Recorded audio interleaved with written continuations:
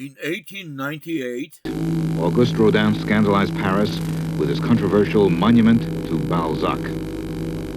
If truth must die, my Balzac will be destroyed by the generations to come. If truth is imperishable, I predict that my sculpture will live. This work, about which they laughed, has against it the guardians of the laws of aesthetics. But no matter, for young sculptors who have seen it here will carry it with them as they go their own ways.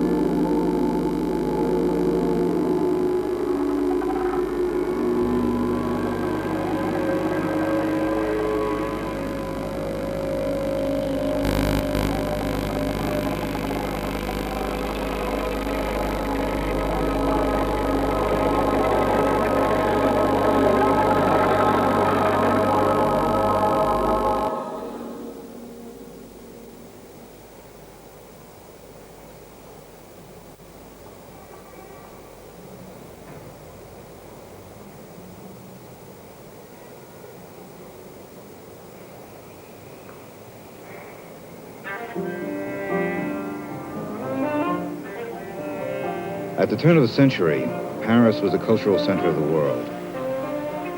Visitors were dazzled by the elaborate monuments of the Belle Epoque.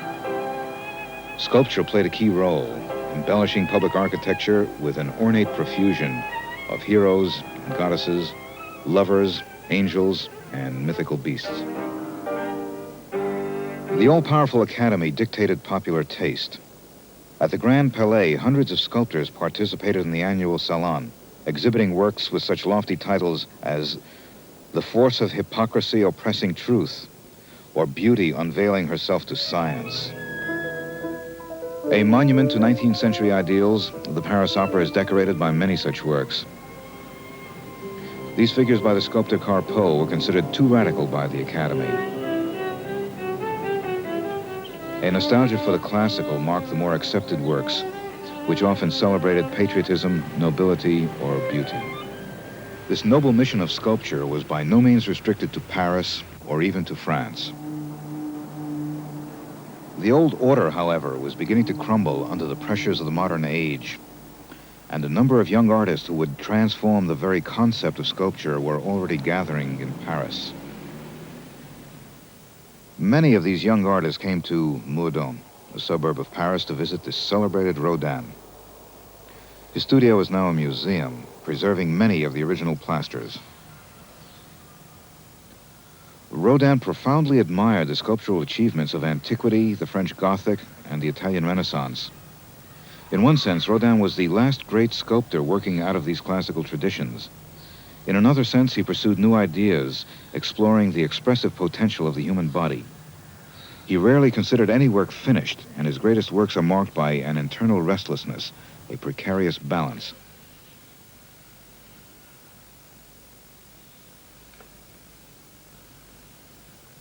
Character is the essential truth of any natural object, whether ugly or beautiful.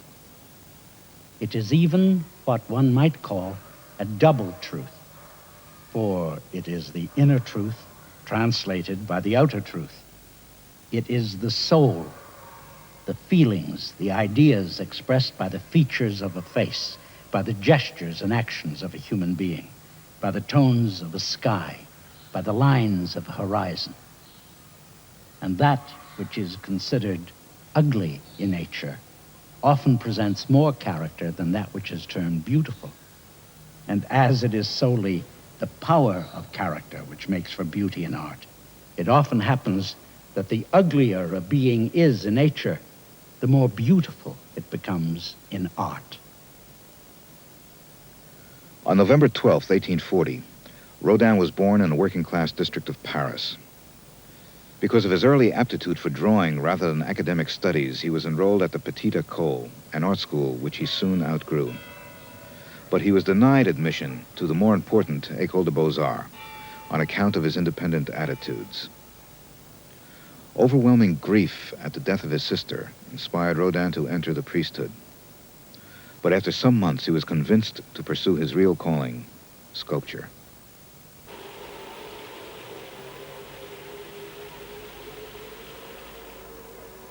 Critical to his development must have been a trip to Italy in the winter of 1874.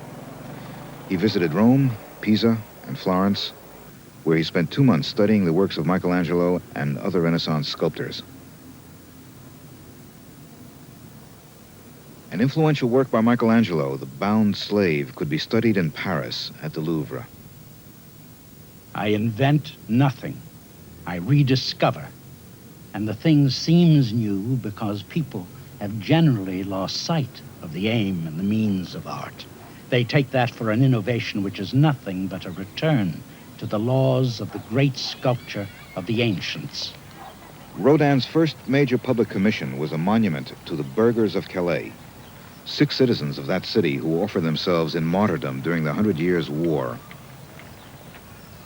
Rodin's radical solution captured the anguish of their choice by reconstructing the 6 individuals, each derived from a living model. The novelist Honoré de Balzac, who died in 1850, was the inspiration for the sculpture which Rodin called his most important. From the day I first conceived it, my evolution was radical. I was a changed man. Rodin studied Balzac's writing, his mannerisms, and appearance. My Balzac, by its pose and look, makes one imagine the milieu in which he walked, lived, and thought.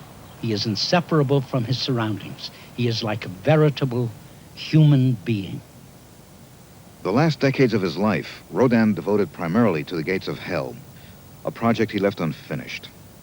Commissioned to make the portals for a new museum, Rodin chose Hell as his subject and Dante's Inferno as his source. Historically, such doors always depicted the gates of paradise. Rodin's gates never saw their intended use. They became, instead, a personal microcosm of sculptural expression defying any ordering of time or space. He called them his Noah's Ark.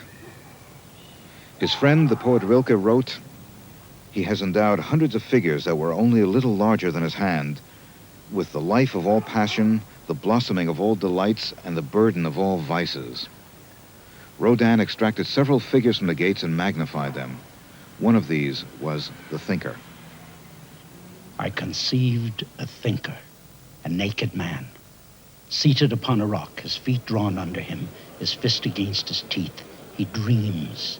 The fertile thought slowly elaborates itself in his brain. He is no longer dreamer. He is creator.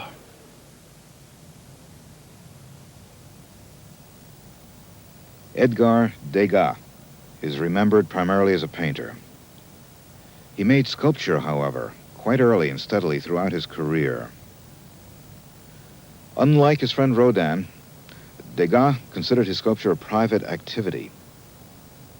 He made many small studies modeled in wax or clay, which were never cast nor exhibited in his lifetime. The single and controversial exception was his boldly realistic 14-year-old dancer, which he exhibited with the Impressionists in 1880. The original version of this sculpture was made of wax that the artist embellished with actual cloth, ribbons, and real hair.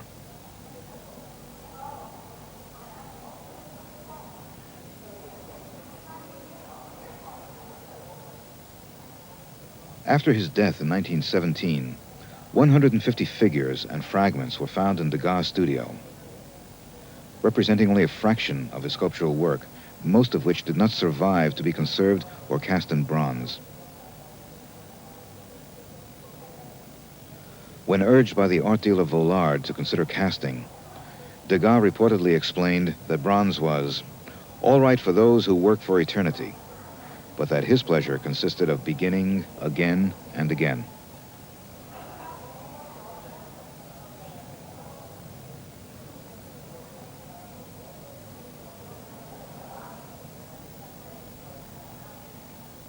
Degas' sculptural sketches investigate the dynamics of stability and instability, a repertoire of movements. His anonymous figures never assume heroic or idealized poses. They reveal decisive moments and physical acts that are intimate and direct. As radical new phrases in the language of 19th century sculpture, these remarkable works remained unknown to Degas' contemporaries, but have become important to succeeding generations. Medardo Rosso, the Italian sculptor, was another early pioneer who worked in Paris. Born in Turin, Rosso enrolled at the Academy of Fine Arts in Milan, but was soon expelled when he asked for more liberal instruction. In 1884, he visited Paris for the first time and met Rodin. At the Salon, Rosso attracted considerable attention. His sculptures, which at first seemed unassuming, quietly implied a new relationship between the object and its environment. The human countenance is no longer a shell, a motionless form, for nothing is motionless. Every object participates in the swift and multiple improvisation of the universe.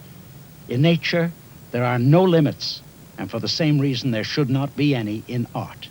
One should obtain the atmosphere surrounding the figure, the color animating it, and the perspective which properly places it. The impression you make on me is not the same when I see you alone in a garden as when I see you in a drawing room among a group of men.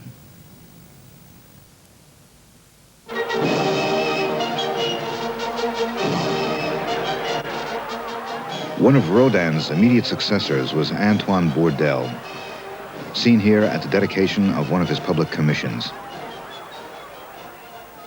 During his lifetime, Bourdelle made over 30 sculptures of Beethoven, the ideal artist hero, whom he resembled somewhat as a young man.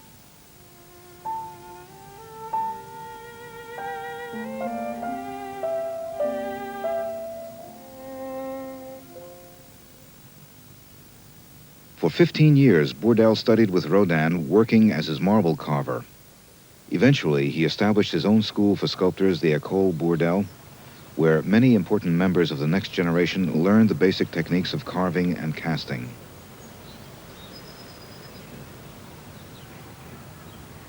Bourdelle's heroic monuments bear witness to his interest in the sculpture of archaic Greece.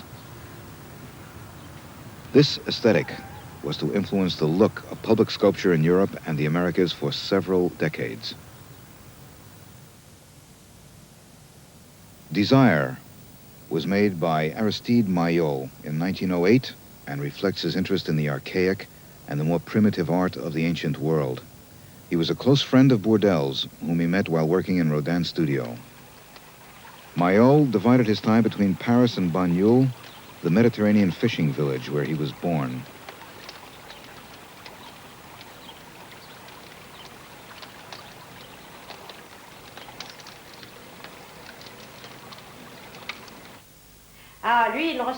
There was no one else like him. He lived by his own rules. I knew a lot of the great artists of my time, but for me, Maillot was unique. Dina Vierny, now a Parisian art dealer, had the unique opportunity to observe Maillot in the 1930s and 40s, as she was his favorite model.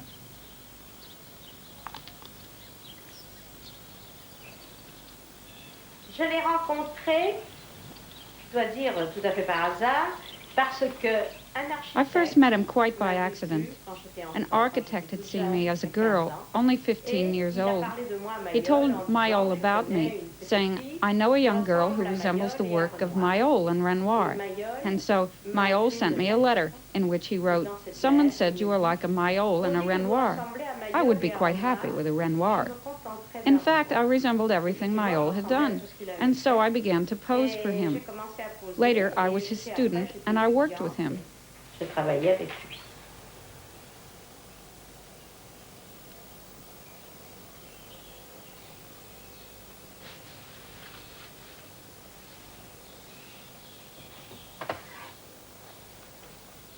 I prefer the still primitive art of Olympus to that of the Pantheon. It is the most beautiful thing that I've seen, more beautiful than anything else in the world. It is an art of synthesis, a higher art than ours today, which seeks to represent the human flesh. If I had lived during the 6th century, I should have found happiness in working with those men. This is the last sculpture he made. He devoted the final 4 years of his life to it. It should have been finished, but it wasn't, because he died.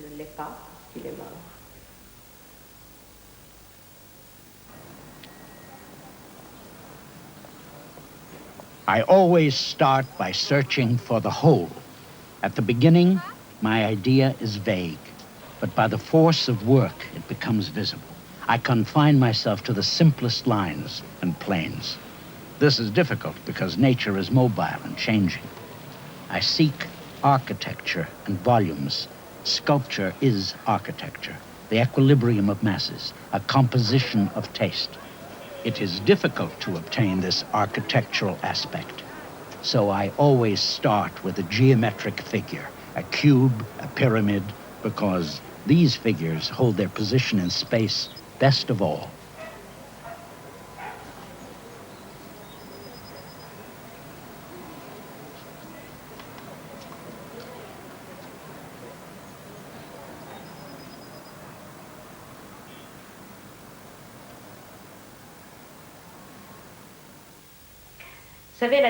There's a difference, you know, between talent and genius.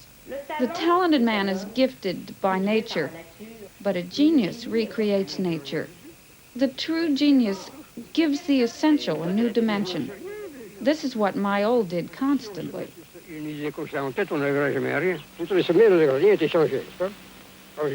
this scene from a film made in 1943, Mayol reminisces about his early experiences at the École des Beaux-Arts in Paris. Having been denied admission, he would sneak past the guard by hiding his cap under his coat.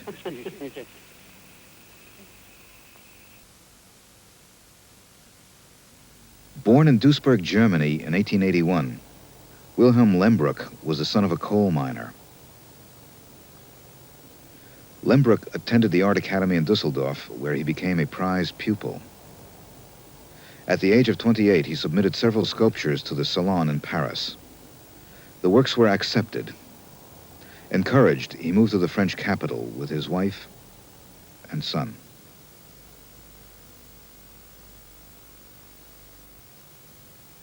Sculpture is the essence of things, the essence of nature, that which is eternally human.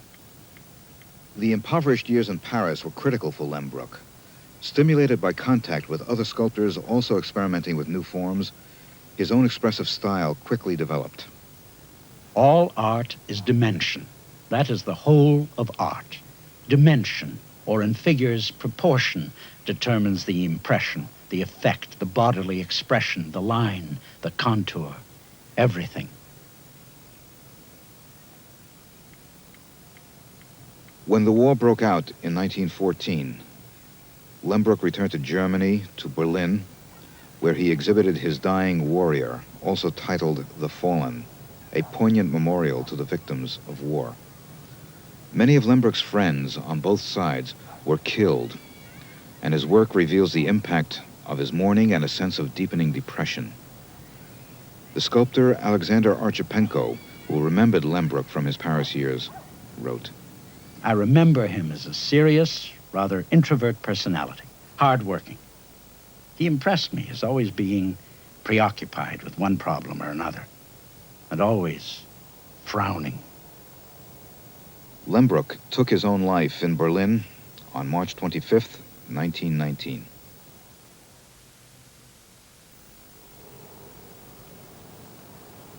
Henri Matisse. 55 years ago, I painted my first picture. I have, therefore, a certain understanding of my profession. What is the most important quality for an artist? Hard work. Without hard work, nothing is possible, even for a very gifted man. What I am after is expression. I am unable to distinguish between the feeling I have for life and my way of expressing it. Expression, to my way of thinking, does not consist of the passion mirrored upon a human face or betrayed by a violent gesture. The whole arrangement of my picture is expressive. The place occupied by figures or objects, the empty space around them, the proportions, everything plays a part. Matisse, photographed here with his mother, was born on the last day of 1869. He received his art training at the Académie Julian in Paris. After painting for 10 years, Matisse made his first sculpture. Soon, he was teaching modeling to his art class. While Matisse had many masters to emulate in painting, in sculpture there was only one, Rodin. For his first major sculpture of the slave, Matisse chose as his model the same Italian soldier who had posed for Rodin 20 years before.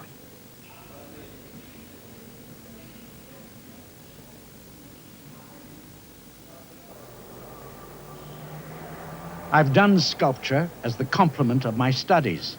I did sculpture when I was tired of painting for a change of medium, but I sculpted as a painter. I did not sculpt like a sculptor.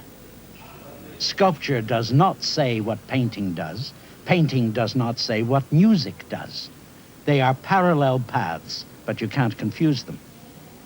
We of today are trying to express ourselves today, now, the 20th century, and not to copy what the Greeks saw and felt in art over 2,000 years ago.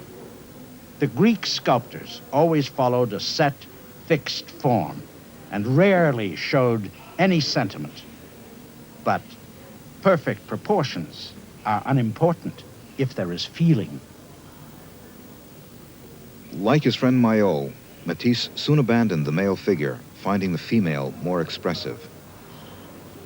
The 5 heads of Jeannette, made from 1910 to 13, are not modeled likenesses, but exaggerated statements inspired by a common theme.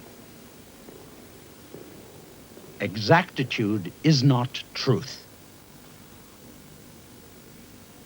In general, I prefer the work that I have just finished, because I have tried to give it all that I could, and I know it is finished when I can truly go no further. Over a period of 20 years, Matisse worked on his series of reliefs of a woman's back. Stressing his regard for the process of making an artwork, he told a friend, "My reaction at each stage is as important as the subject. At each stage, I reach a conclusion. The next time I return to the work, I discover a weakness in the unity. I find my way back by means of the weakness. I return through the breach, and I conceive the whole afresh." After 1930, Matisse spent most of his time in the south of France, only rarely making sculpture.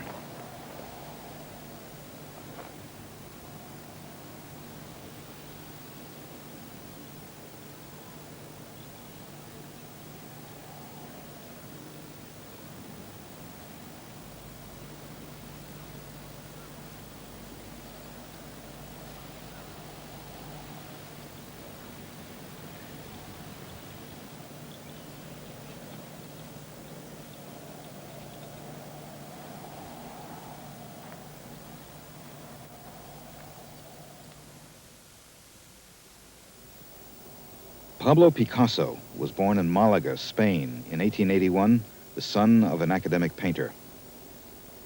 By 1904, Picasso had settled in Paris, drawn, as were many other young artists, by the energy and spirit of that city.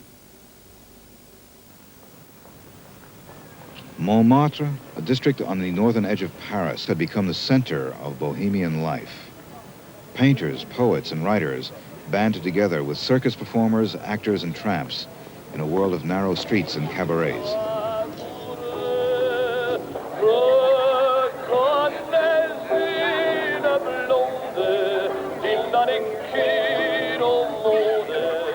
The ambience of the popular dance halls, such as the Moulin de la Galette, did not go unrecorded by Picasso. He moved easily through this demi-monde and responded quickly to the advanced artistic ideas of the time.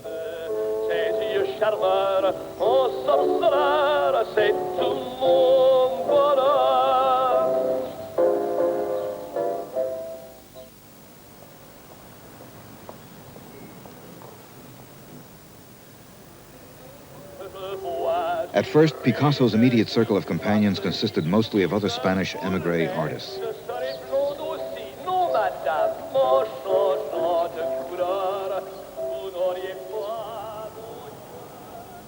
Life was hard.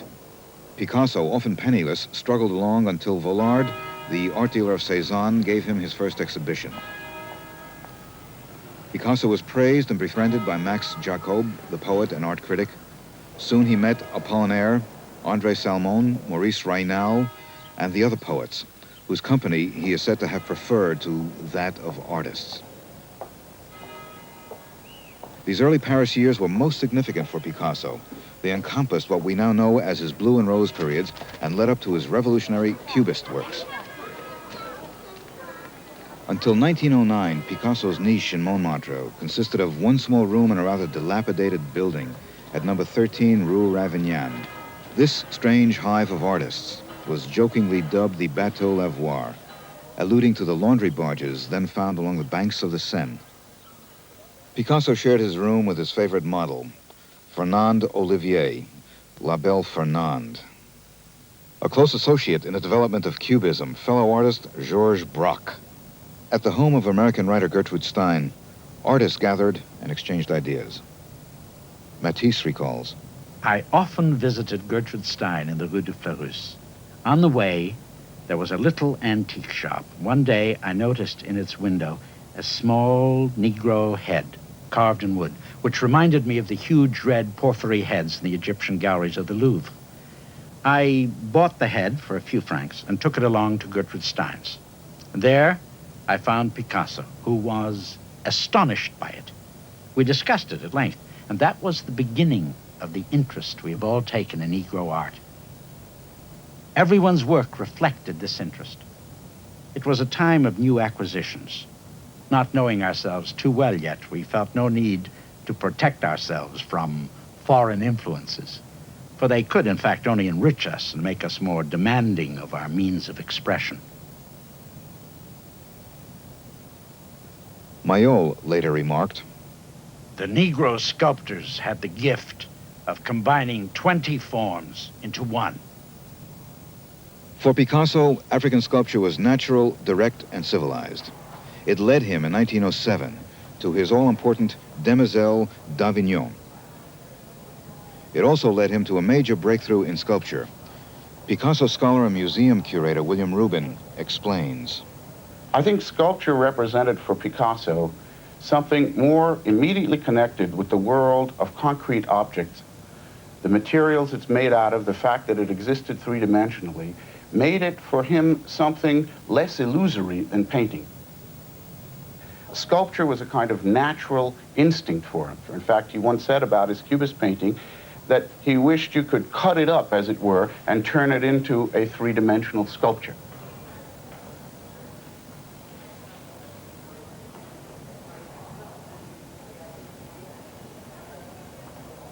In 1971, Picasso donated his constructed guitar of 1911 to the Museum of Modern Art.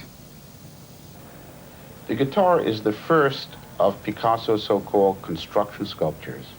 And these construction sculptures constituted a complete revolution in the history of sculpture. That is to say, from prehistoric times until the early 20th century, all sculpture was either modeled or carved from a solid central core.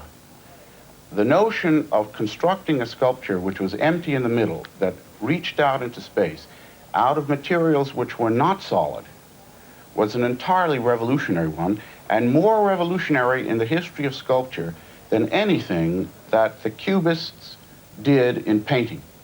What Picasso did in sculpture was the greatest single change in the nature of any art, I think, wrought by a single man since the beginning of the history of art. In 1917, at the suggestion of Cocteau, Picasso went to Rome to design stage decor for the Russian choreographer Diaghilev. But the first period of Cubism had already come to an end with the outbreak of war in 1914. Jacques Lipchitz was profoundly influenced by his close association with early Cubism. In 1909, he came to Paris from Lithuania, 18 years old and untrained in art. We were at that time, forging, creating a new language. Our generation was on a crossroad. We felt the necessity to build our art with the elements of our imagination. Take the elements which are in us, human elements, which our imagination can provide us, and with that build our art. I made it in Spain in 1914, in the summer of 1914. For, you see, I'm going from realistic toward less and less aspect of reality.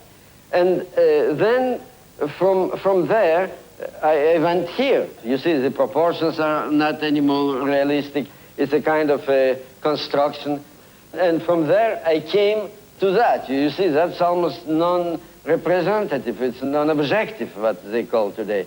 And you see, I'm going from nature to kind of a crystal, from organic life to some kind of non-organic life. So at that time, when I came to this period, I felt a danger. I felt the soul is going away from me. I saw that I'm becoming crazy.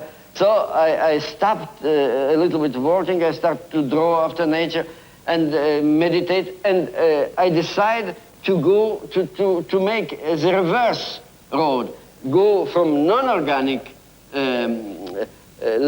forms towards organic forms. Towards that. And here I made this head. It is a head. It looks also like a flower, but it's something which is more organic. And I had the possibility to go ahead. Then here, when I'm starting with that, I'm still in the same road. Every time my life teaches me something, I can add something to it. You see? Lipchitz continued to work in Paris, choosing popular Cubist themes such as the guitar player. But from the early 20s, his work reveals the development of a personal style. In 1941, he emigrated to New York, where he was honored as a European master and given many public commissions. His work developed a corresponding monumental scale and was less Cubist in its concerns, reflecting his interest in organic form and Greek mythology.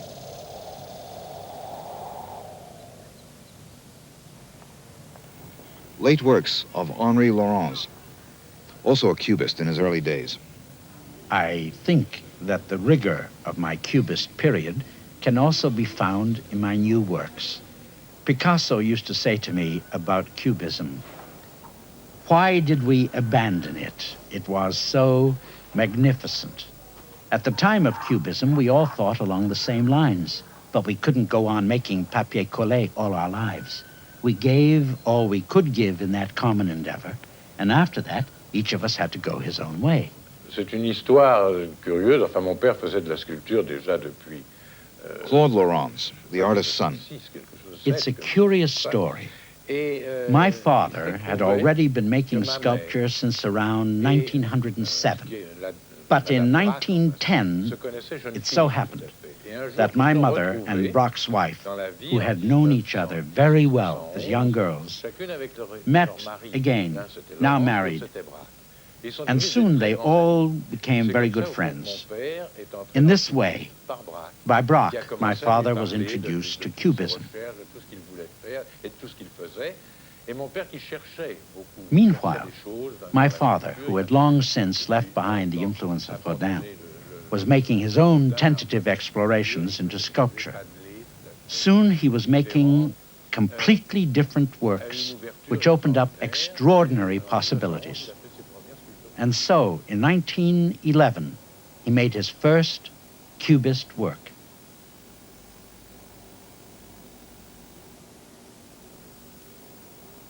Jacob Epstein, born in Baltimore, first visited Paris in 1902 and developed an interest in primitive art. He settled in London, where his work continually antagonized public taste. It was in the experimental pre-war days of 1913 that I was fired to do the rock drill. And my ardor for machinery, short-lived, expended itself upon the purchase of an actual drill, second-hand. And upon this, I made and mounted a machine-like robot, visored, menacing, and carrying within itself its progeny. Here is the armed, sinister figure of today and tomorrow. No humanity, only the terrible Frankenstein's monster we have made ourselves into.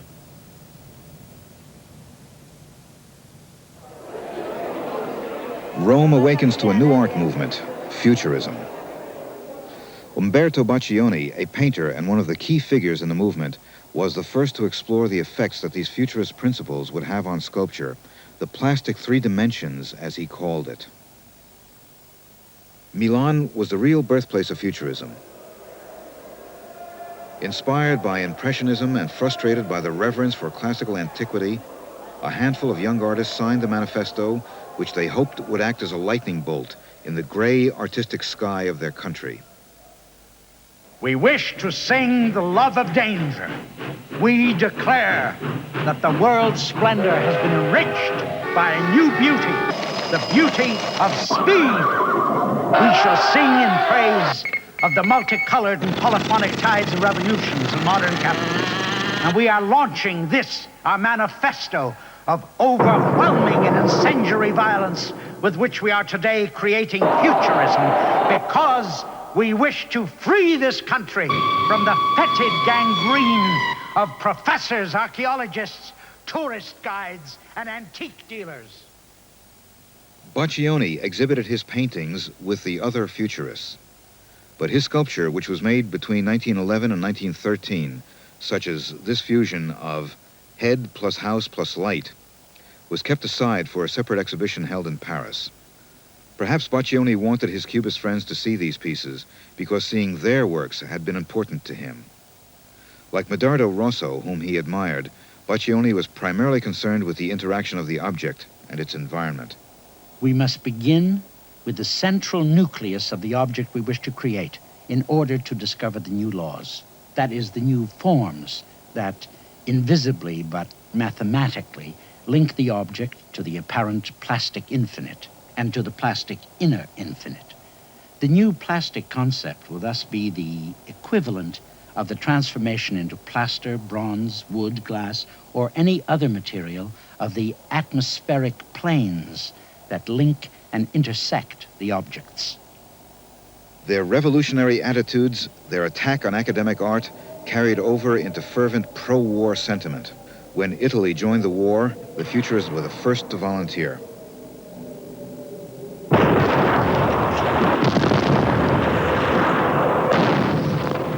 In 1916, Baccioni was killed.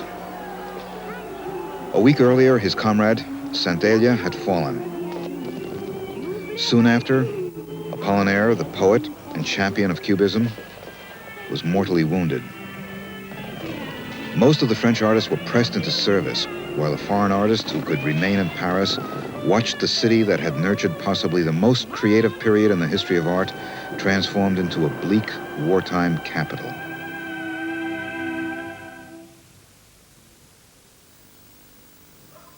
Some 30 years earlier, in a small village near Rouen, a country lawyer, was raising a family. His 3 sons were destined to have an almost magical effect upon the course of modern art. Raymond Duchamp Villon, who first attended medical school, became a sculptor. His older brother, Jacques Villon, became a painter. The family was a close one, their father supporting his sons in their artistic endeavors. Jacques worked in Paris among the painting avant-garde. Raymond soon joined the group. Perhaps the most remarkable of the brothers was Marcel, the youngest, whose early paintings depict scenes from their family life.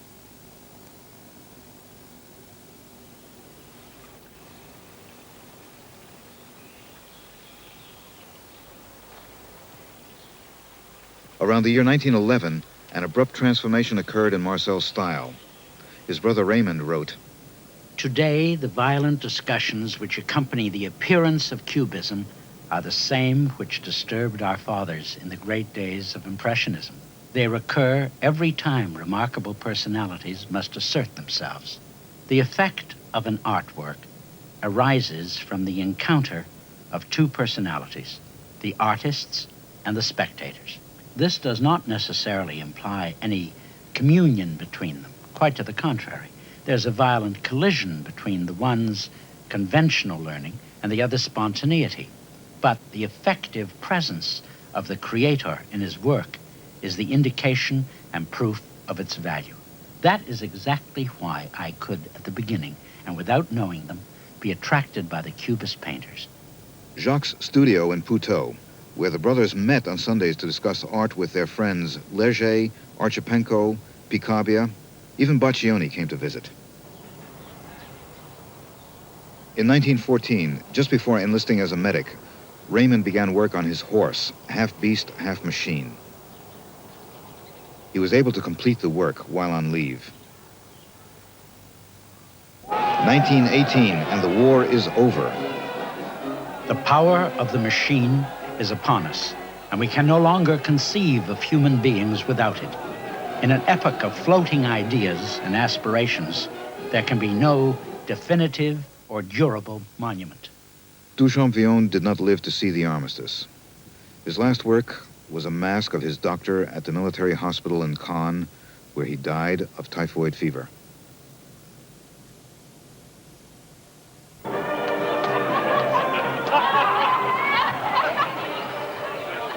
Pablo Picasso survived 2 world wars and continued to produce sculpture of astonishing originality. To me, there is no past or future in art.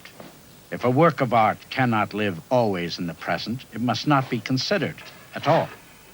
The art of the Greeks, of the Egyptians, of the great artists who lived in other times is perhaps more alive today than it ever was. Picasso's friend and biographer, Roland Penrose. It was a great renaissance in sculpture for him because he hadn't been making sculpture for a long time.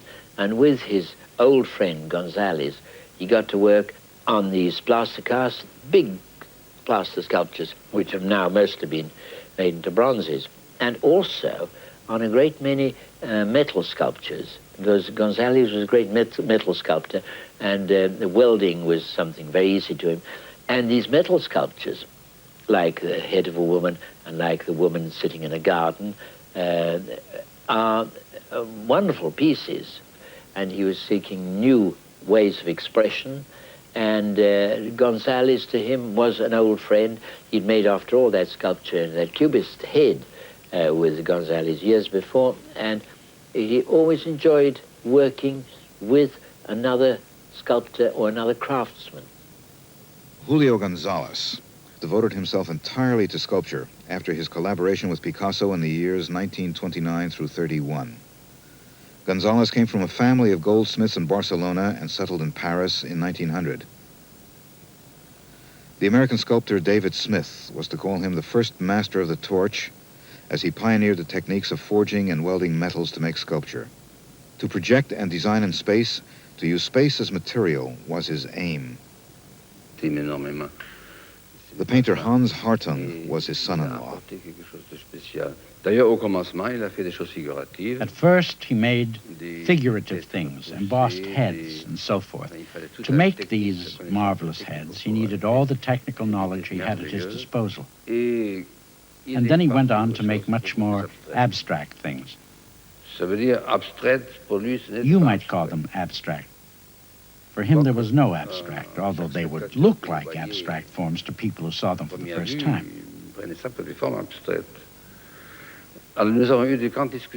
We had great discussions on this very point, and he would say, not true, not true. I never invent anything. I look for things in nature. For example, one cheek receives more light than the other. Good. So he would make it in the form of a triangle. Good. A triangle gives me the first element. Then I have a forehead, which gives me a rectangle.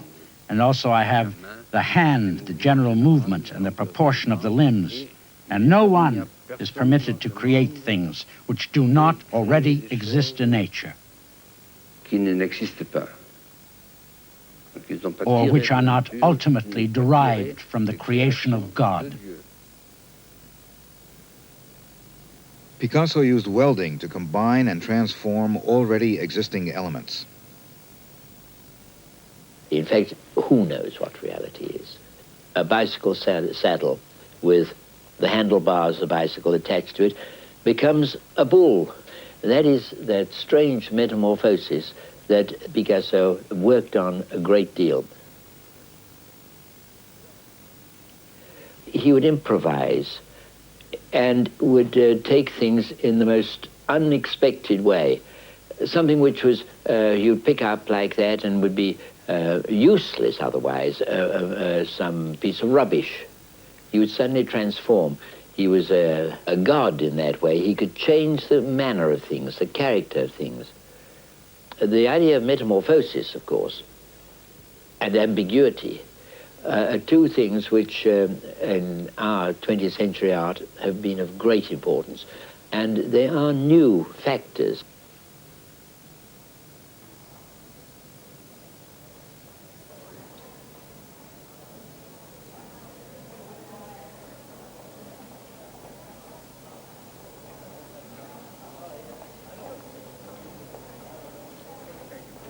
Picasso wrote, The artist is a receptacle for emotions that come from all over the place, from the sky, from the earth, from a scrap of paper, from a passing shape, from a spider's web. That is why we must not discriminate between things. We must pick out what is good for us where we can find it, except from our own works. I have a horror of copying myself. The several manners I've used in my art must not be considered as an evolution or as steps toward an unknown ideal. All that I have ever made was for the present, and with hopes that it would always remain in the present. Arts of transition do not exist. In the chronological history of art, there are periods which are more positive, more complete than others. This means there are periods in which there are better artists than in others.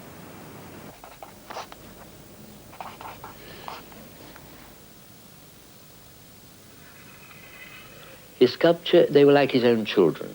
And he kept them around him. He very rarely indeed sold a sculpture. And he had a particular attitude towards his sculpture, which he hadn't got towards his painting. And in a way, perhaps he loved it more.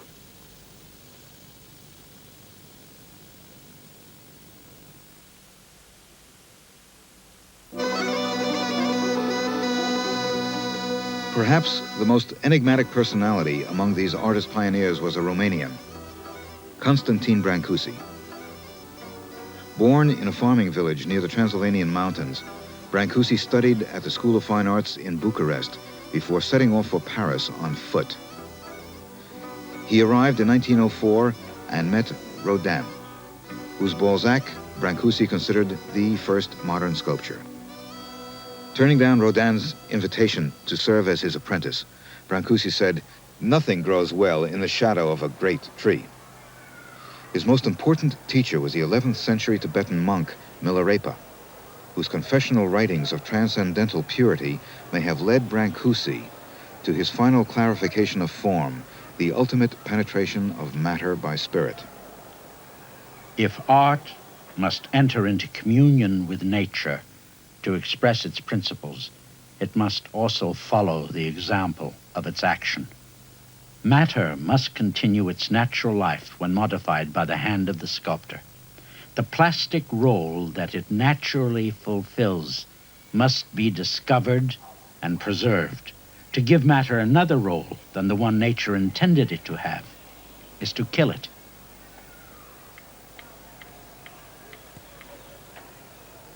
Wood, for example, is already and under all circumstances inherently sculptural. One must not destroy it. One must not give it an objective resemblance to something that nature had made in another material. Wood has its own forms, its individual character, its natural expression. To want to transform its qualities is to nullify it and to render it sterile. And the same thing happens with other materials, such as stone, marble, and metals. They must all continue their own lives. When from natural sculptures, they are developed into artificial sculptures under the thought and labor of man.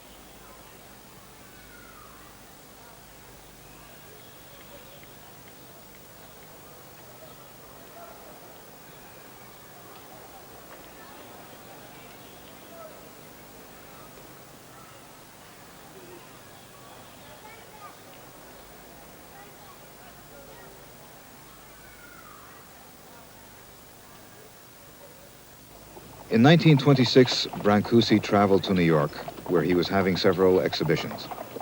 This home movie documents the artist's visit to the Long Island estate of friends.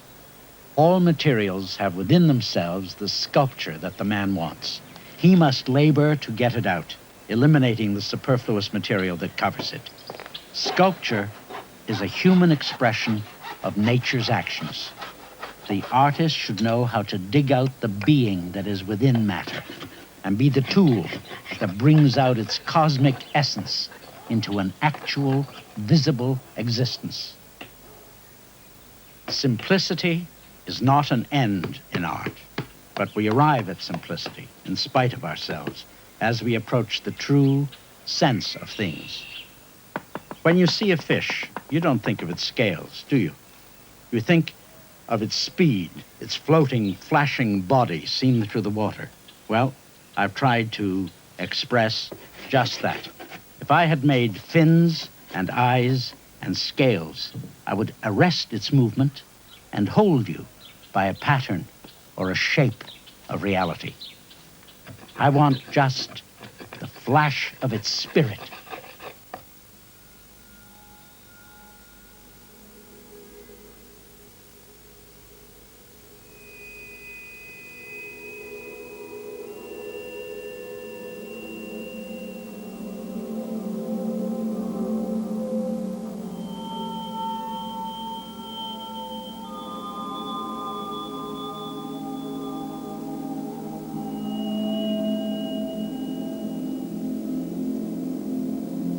The Endless Column at Tirguju, a town near Brancusi's birthplace, where in 1937 he built 3 monumental works.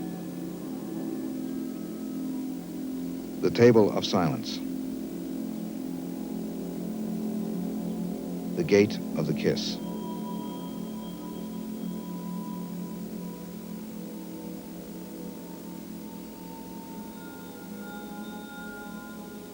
Brancusi and his contemporaries can be considered the first modern sculptors. They managed, in merely 3 decades, to undermine artistic conventions that were centuries old. They evolved radically new notions of space, of movement, and of time. They challenged the traditional concepts of the classical and the ideal. Their pioneering achievements have continued to affect younger generations of artists, and their work remains vital and compelling today.